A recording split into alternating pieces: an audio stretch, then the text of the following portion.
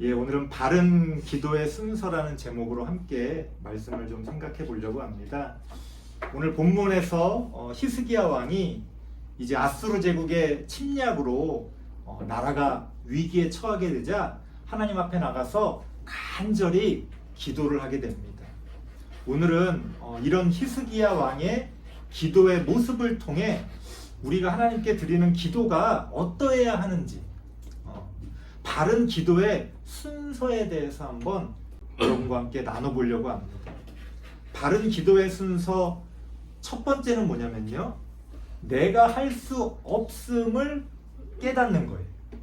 3절 말씀 같이 한번 읽어보겠습니다. 19장 3절 함께 읽겠습니다. 시작. 그들이 이사야에게 이르되 히스기야의 말씀이 오늘은 환난과 징벌과 모욕의 날이라. 아이를 낳을 때가 되었으나 해산할 힘이 없도다. 아수르 제국에 의해서 징벌을 받고 환난을 당하고 모욕을 받았지만 마치 아이를 낳을 때가 되었으나 해산할 힘이 없는 어떤 여인처럼 아무것도 할 수 없는 어려운 상황을 지금 히스기야 왕이 고백하고 있습니다. 우리가 하나님께 기도할 때 가장 먼저 깨달아야 할 것은 무엇이냐? 내가 할 수 있는 일이 없구나 라는 걸 깨닫는 거예요. 너무나 당연한 것 같은데 의외로 우리는 그 기도의 무게를 알지 못합니다. 내가 정말 아무것도 할 수 없다는 걸 깨달으면요, 기도가 무거워져요. 왜 우리가 하나님께 기도를 가볍게 드리냐면 사실은 내가 뭘 할 수 있을 것 같아서 그래요. 내가 할 수 있을 것 같은데 하나님도 도와주시면 일석이조 아니야? 내가 할 수 있어. 하지만 또 하나님도 도와주시면 거기에 탁 이렇게 얹어서 더 좋지. 그래서는 안 된다는 거예요, 사실. 기도는요, 무거울 수밖에 없어요. 그런데 그 기도의 무게는 어디서 나오느냐? 내가 아무것도 할 수 없다는 것을 깨달을 때 나오는 거예요. 내가 기도를 무겁게 해봐야 되겠다. 금식하면서 기도하자. 이런다고 무거워지는 게 아니에요. 이번에 교회에서 40일 새벽 기도를 한다는데 내가 거기 참여해서 40일 동안 한번 내가 힘들게 한번 새벽 기도를 해보자. 아침에 막 힘들게 일어나가지고 막 힘들어. 역시 기도는 무겁구나. 아니라는 거예요. 기도는 그렇게 무거워지는 게 아니에요. 내가 정말 아무것도 할 수 없다는 것을 깨닫게 되면요, 저절로 무거워집니다. 그래서 바른 기도의 첫 번째 순서는요, 내가 할 수 없다는 것을 깨닫는 거예요. 그런데 여기서요, 전제 조건이 있는데요. 어떤 게 있냐면 내가 할 수 있는 것에 대해서는 굳이 기도할 필요가 없어요. 이런 말씀 드리면 좀 이게 오해가 될 수 있죠. 아니 무슨 목사가 기도를 안 해도 된다고 그러나 무조건 기도를 해야 된다고 말을 해야지. 그 기도의 무게 때문에 그래요. 우리가 기도를 평소에 너무 가볍게 해버리면요, 정말 무겁게 기도해야 할 때 기도하지를 못해요. 설명을 좀 드리겠습니다. 예를 들어서 이런 거예요. 아주 쉽게 예를 들어 볼게요. 제가 혼자 라면을 끓여 먹는다고 할 때 굳이 기도할 필요가 있을까요? 하나님, 이 봉투가 깔끔하게 뜯어지게 해 주옵소서. 가스불이 아주 일률적으로 열을 내 가지고 라면이 제 시간에 잘 끓을 수 있도록, 이런 기도 안 하잖아요. 그냥 끓여 먹잖아요. 내가 할 수 있는 거니까. 그런데 내가 좋아하는 누군가를 위해서 라면을 끓여주고 싶어. 그러니까 뭔가 잘 끓이고 싶잖아요. 근데 뭔가 잘 못 끓일까봐 걱정이 돼. 이거 내가 평소에 맛있게 끓였었는데 이번에는 이거 괜히 뭐가 이렇게 좀 불으면 어떡하지? 이거 불을 빨리 꺼야 되나? 어떻게 괜히 더 신경이 쓰이고 걱정이 되는 거예요. 그럼 어때요? 기도할 수 있죠. 무슨 얘기를 하고 싶은 거냐면 어떤 일을 할 때마다 기도해야 한다는 강박을 버리라는 거예요. 우리가 꼭 그런 게 있어요. 뭔가 막 모든 일에 기도를 해야 할 것만 같은. 그래서 뭔가 기도를 안 하면 나중에 내가 기도를 안 해서 뭐가 잘못됐나? 뭐 이런 식의 생각, 이거 옳지 않습니다. 그럴 필요 없어요. 내가 언제 기도해야 되는지를 아는 게 지혜입니다. 개인적인 또 뭐 교회적인 많은 신앙의 문제가 언제 벌어지느냐, 내가 할 수 없는 것을 억지로 하려고 할 때 문제가 생기는 거예요. 하지만 더 이상 내가 할 수 없다는 것을 깨닫게 됐을 때 기도는 시작되는 거예요. 이것이 바른 기도의 첫 번째 순서입니다. 하나님께 드리는 바른 기도의 두 번째 순서는요, 나는 할 수 없지만 하나님은 하실 수 있다는 것을 깨닫는 거예요. 19절 말씀 같이 한번 읽어볼까요? 19절 함께 읽겠습니다. 시작. 우리 하나님 여호와여, 원하건대 이제 우리를 그의 손에서 구원하옵소서. 그리하시면 천하 만국이 주 여호와가 홀로 하나님이신 줄 알리다 하니라. 나는 할 수 없지만 하나님은 할 수 있다는 것을 깨닫는 거예요. 하나님은 우리의 구원자가 되십니다. 우리가 어떠한 상황에 처해 있건 하나님은 우리를 구원해 주실 수 있다는 거예요. 우리가 흔히 이제 성경에서 기적 이야기를 하잖아요. 기적이라는 거는요, 자꾸 이제 우리가 성경에 나오는 기적을 예로 들다 보니까 뭔가 막 초자연적이고 막 이상한 어떤 일들을 기적이라고 생각하는 경향이 있어요. 기적의 본질은 뭐냐면요, 내가 생각할 때 도저히 불가능할 것 같은 일이 이루어지면 기적인 거예요. 그러니까 그게 무슨 과학적이냐 비과학적이냐 이런 게 아니라 내가 생각할 때 안 돼 이거. 아유 야 쟤는 안 돼. 내가 포기했어. 근데 하나님이 하시면 사람이 변화됩니다. 새 사람이 되는 거예요. 내가 볼 땐 이 일은 안 돼. 망했어. 내가 볼 때는. 근데 하나님이 하시면 그 일이 다시 일어나는 거예요. 내가 포기하고 내가 절망하고 내가 더 이상 안 된다고 생각했던 일이 이루어지는 게 기적이에요. 그래서 하나님은 그렇게 기적적으로 하나님의 일을 하십니다. 하나님은 그렇게 우리의 구원자가 되십니다. 내가 생각할 때 사방이 다 막혀 있어요. 아무리 고민을 하고 아무리 생각해봐도 어떤 곳으로도 빠져나갈 수 없을 때 우리가 하늘을 바라보는 거예요. 하나님이 구원하신다는 건 문을 열어주는 게 아니에요. 문을 열어주는 거면 계산이 되잖아요. 우리가 하나님이 절로 저쪽으로 정말 우리가 하나님께 기도하고 하나님의 구원을 바란다는 건 사방이 막혔을 때 하나님이 쏙 위로 들어서 우리를 건져주시는 거예요. 구원한다는 건 우리를 건져준다는 거예요. 내가 생각할 때는 방법이 없는데 하나님은 그 가운데서 우리를 구원해 주신다는 겁니다.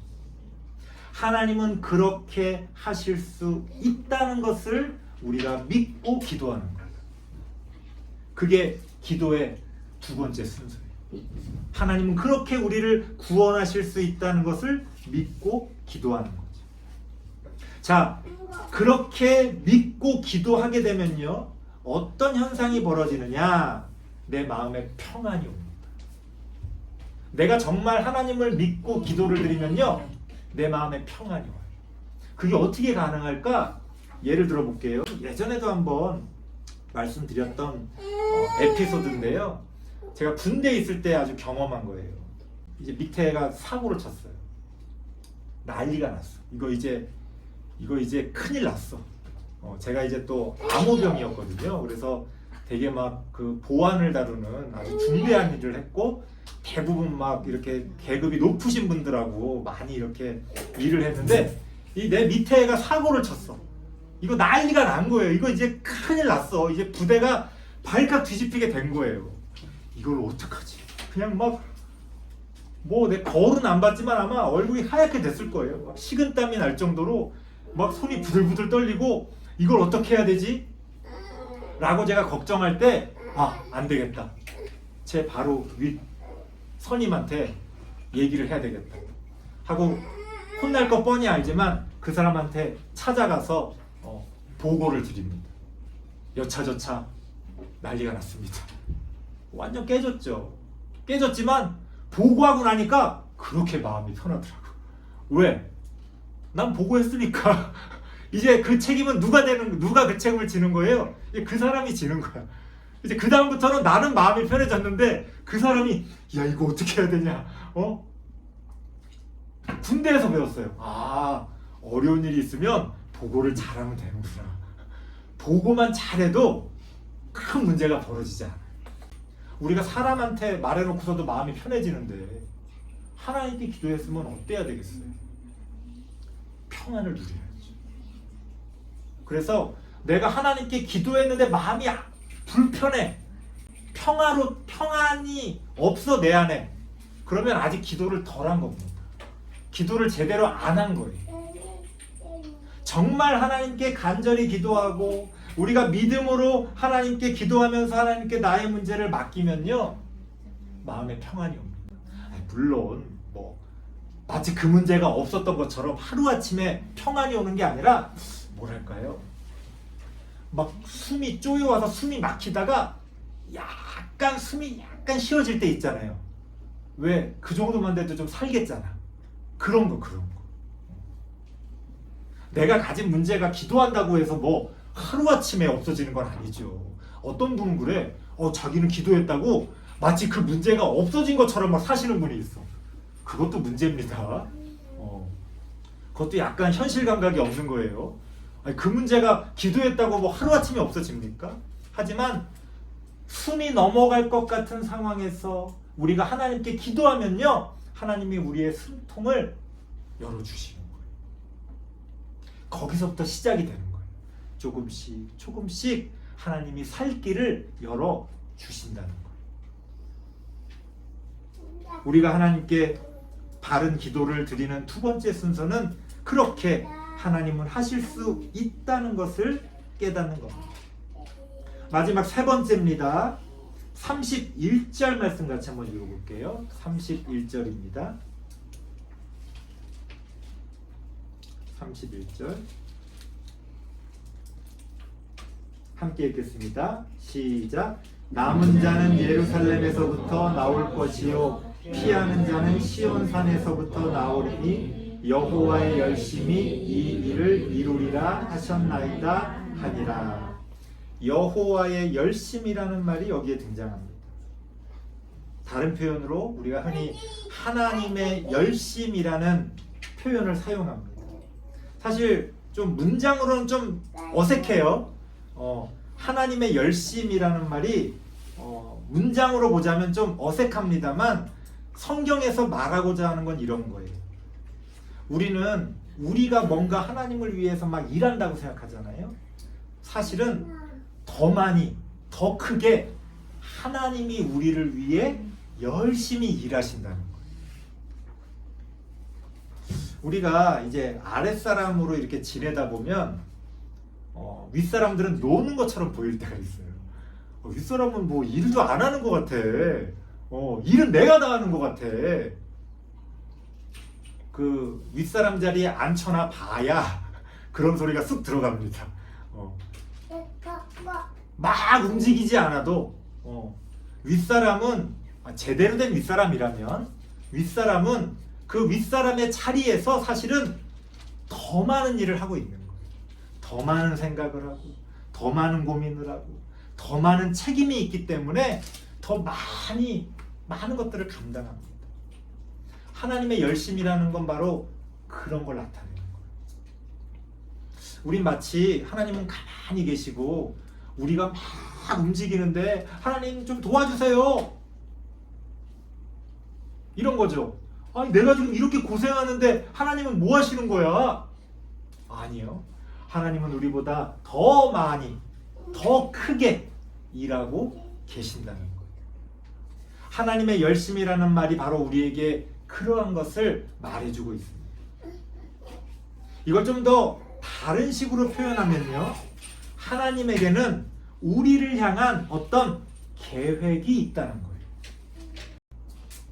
우리가 그 계획을 다 알고 이해할 수는 없지만 우리가 하나님께 기도한다는 것은요, 이런 거예요. 내가 기도하기 전까지 하나님이 나에 대해서, 나의 문제에 대해서 전혀 모르고 계셨는데, 내가 이렇게 기도를 해서 알려드렸더니 하나님이 어이구, 야, 그런 일이 있었냐? 야, 내가 몰랐다. 내가 이제 좀 알아볼게. 좀 도와줄게. 이게 아니라는 거예요. 우리가 기도하기 전부터 하나님은 우리의 문제를 알고 계십니다. 우리가 기도하기 전부터 하나님은 우리의 문제에 대한 어떤 계획을 가지고 계세요. 중요한 건 뭐냐? 우리가 그 하나님의 계획을 다 알고 이해할 수는 없지만 그 하나님의 계획을 어렴풋하게나마 볼 수 있는 영적인 눈이 있어야 한다. 이게 좀 어려운 문제입니다. 우리는 기도를 그냥 하나님께 우리의 문제를 말하는 걸로 생각하잖아요. 그래서 말이 끝나면은 나 기도 이제 다 했다 이렇게 생각해요. 하나님, 나 이런 문제가 있어요. 도와주세요. 끝. 기도는 거기서 끝나지 않는다는 거예요. 기도는요, 나를 향한, 우리를 향한 하나님의 계획을 볼 수 있는 데까지 나아가야 돼요. 그래서요, 기도라는 것은 해놓고 잊어버려서도 안 되고, 그럼 너무 그 기도가 가볍잖아요. 반대로 기도의 결과만 바라고 있어서도 안 돼요. 이제 내가 기도했으니까 자, 이게 언제 이루어질까? 하나님 이루어주시는 거예요? 안 이루어주시는 거예요? 자, 언제예요? 오늘? 내일? 모레? 그 기도의 결과만 자판기에서 물건 나오기만 기다리는 것처럼 내가 이제 기도했으니까 하나님 빨리 주세요. 하나님 빨리 주세요. 하나님 빨리 주세요.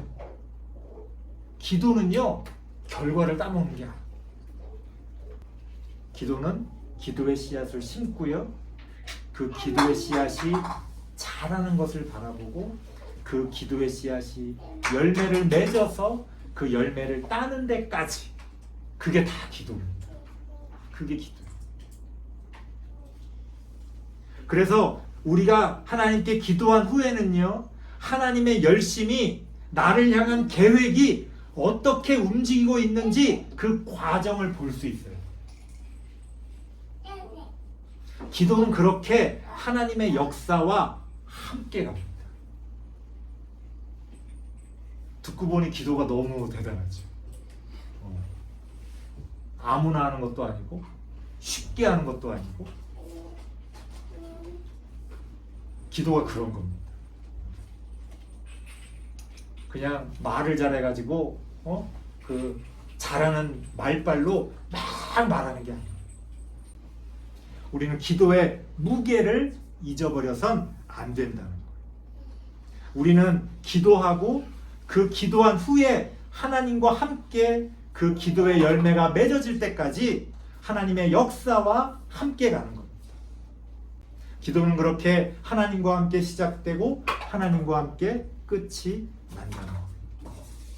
설교를 마치겠습니다. 오늘 말씀드린 바른 기도의 순서가 특별한 건 아니에요. 그렇죠? 내가 할 수 없음을 깨닫는다. 너무 당연하잖아요. 나는 할 수 없지만 하나님은 할 수 있으심을 깨닫는다. 이것도 너무 당연하죠. 하지만 우리가 기도의 무게를 알기 위해서는 그 하나하나의 순서를 바르게 거쳐야 한다는 거예요.